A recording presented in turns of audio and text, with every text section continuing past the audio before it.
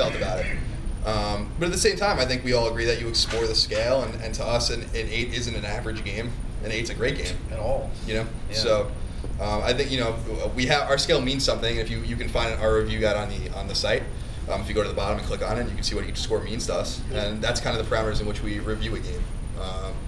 But yeah, to me, it's like I would prefer a future where just in general with any kind of criticism where you just read the content and figure it out there, that you don't have to affix a score necessarily to it. But at the same time, we all recognize that scores are a great tool, and the community really appreciates them because it's an at-a-glance impression of a game. It also obviously just encourages discussion, for better or worse. So, you first. You sure? Okay. Yes. I think it's important to remember in this, especially in a reviews discussion, is that different editors are going to have different takes and different perspectives on something. And if we all universally agree, I think something then is wrong with that. Because given our own personal histories and our own tastes, we shouldn't all be giving the same grade. I think when it comes to exploring the full scale, I think it's becoming more apparent, I think after this year especially, that we need to do that. Because we can't just instantly love everything, and not every editor is going to do that. Zelda in particular was kind of a sore one, especially for me. I was one-ups reviewer for that, and it does get out of hand. But like Colin says, I mean, we want the main argument and the analysis, the critique to really stand. And it's a shame that we have to fix a score on it, because even the scores that one-up gives out, like we give out letter grades, which are from A+ to F, and Metacritic turns those into numbers, and a B on Metacritic becomes 75. I mean, what school does anyone here go to a school where a B is a 75? No, but we get heat then for that, which feels kind of unfair. Yeah, it's like, and I've read different reviews of Legend of Zelda in particular, and a lot of people have said, like, if you love motion controls, then this is going to be your nirvana, but it's not, like, all the reviews, regardless of the score, have said that it's not going to be for everyone. So, yeah. It's like the content, at least for me, the content is what really matters, and the score is just, the cherry on top. Sure, I'm glad to hear that.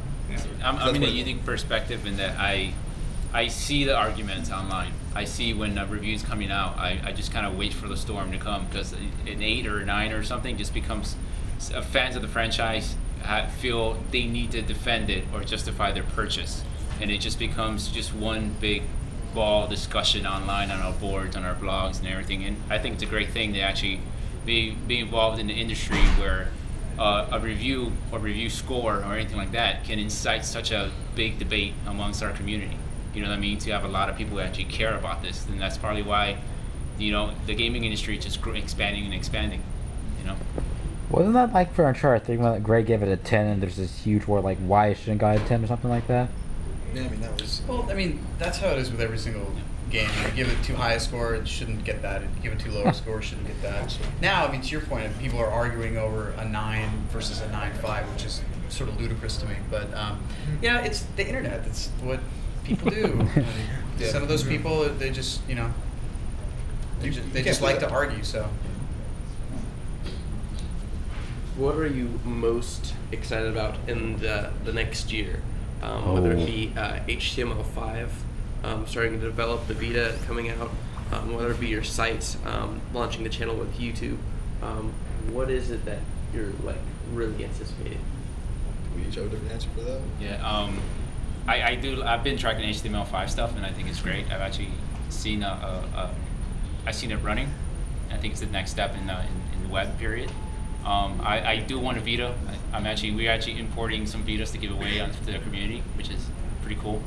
And Last Guardian, if that's ever freaking comes out next year. Oh yeah. You waited left field in Sony apparently. Yeah. So who knows? Oh yeah, I heard on a Get my podcast hands on yesterday. that. So, I was hoping to have it in my PS3 by Christmas, but apparently not. Okay. Can I get skipped and come back after you, because he took my Last Guardian answer. I think Clements would agree that with as much time as we've been blessed with being able to play the Vita, and we've played it extensively now, it is impossible not to be excited about it.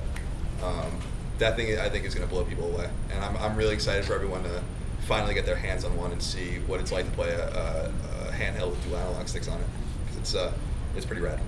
So that's what I'm most excited about. Good.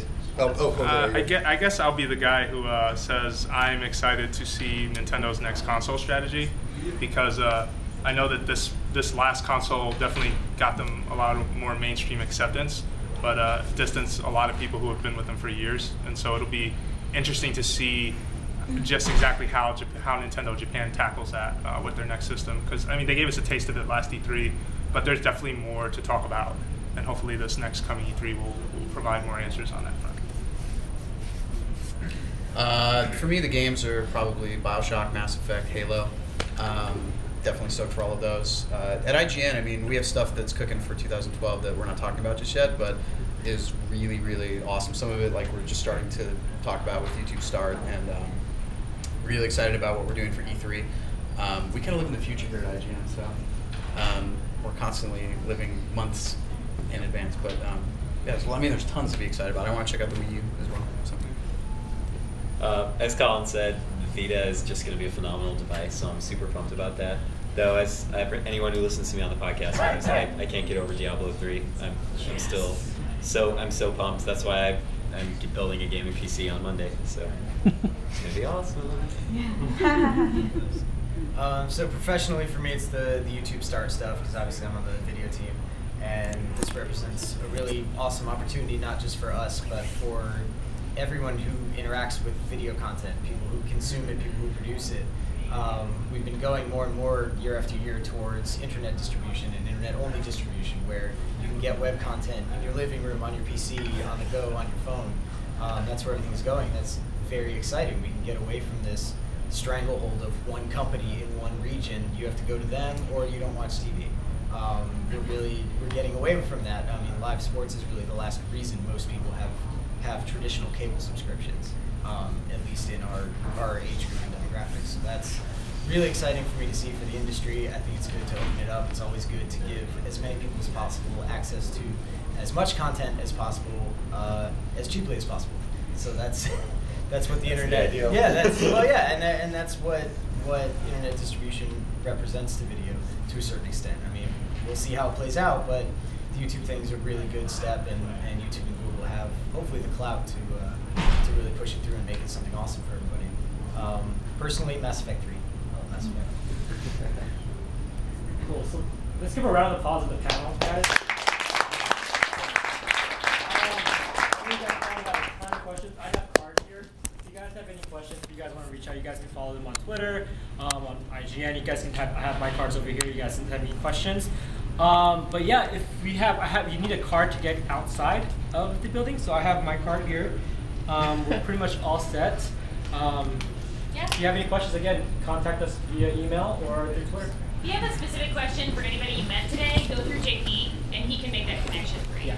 And if you're on my IGN, you write a blog about this, link it on my page. I'm Snack Pack on there, and I'll get you some spotlight and attention. Thank you, guys. Thank you. Thank you. Thank you so much. Cool, so you can follow JP and Leslie tonight later. We'll see you.